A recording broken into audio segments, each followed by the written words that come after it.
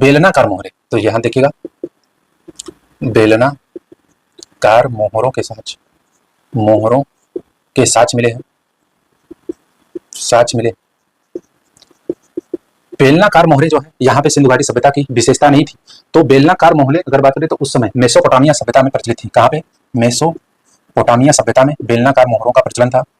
ठीक है, सभ्यता में इसका प्रचलन था। तो ऐसा माना जाता है कि ये जो है मेसोपोटामिया जो सभ्यता है उसके व्यापारिक संबंधों को दर्शाता है। तो अगर बात करें तो भारत में सिंधु घाटी सभ्यता के अंतर्गत बेलनाकार मोहरे प्रचलित नहीं थी, और ये उस समय अगर बात करें तो मेसोपोटामिया में ये जो है मोहरे प्रचलित थी। तो ऐसा माना जाता है कि ये मोहरे मेसोपोटामिया सभ्यता से यहाँ पे कालीबंगा में आई थी, यानी कि आपसी व्यापार का यहाँ पे संबंध दिखाया जाता है या संबंध का प्रदर्शन है। तो उसको ध्यान रखिएगा, बेलनाकार मोहरे प्राप्त हुई हैं। और आपको ध्यान रखना है, एक नाम ध्यान रखना है कि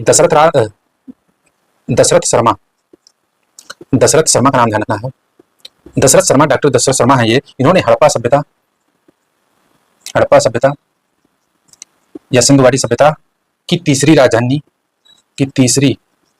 राजधानी कालीबंगा को बताया है। राजधानी कालीबंगा को बताया है। पहली दूसरी कौन सी है? तो सिंधु घाटी सभ्यता की पहली राजधानी हड़प्पा को माना जाता है, और जो है दूसरी आपका मोहनजोदड़ो। यानी दो राजधानियां मैंने बताया था। तो इसमें एक महोदय थे, उन्होंने कहा कि ये आपका हड़प्पा तथा मोहनजोदड़ो ये जो स्थल हैं ये किसी एक राज्य की दो जुड़वा राजधानियां हैं। ऐसा उन्होंने कहा। क्यों कहा? क्योंकि बहुत विकसित और विस्तृत वो ये दोनों नगर थे। इसी अनुरूप में डॉक्टर दशरथ शर्मा ने इसको कालीबंगा को सिंधु घाटी सभ्यता की तीसरी राजधानी बताया है। तो ये क्वेश्चन के फॉर्म में आपसे पूछा जा सकता है कि हड़प्पा सभ्यता या सिंधु घाटी सभ्यता में तीसरी राजधानी किसे माना गया है, पहली दूसरी किसे माना गया है? तो मोहनजोदड़ो हड़प्पा के साथ साथ में आपको कालीबंगा का भी नाम याद रखना है, भूलना नहीं है, बहुत अच्छे से याद रखना है।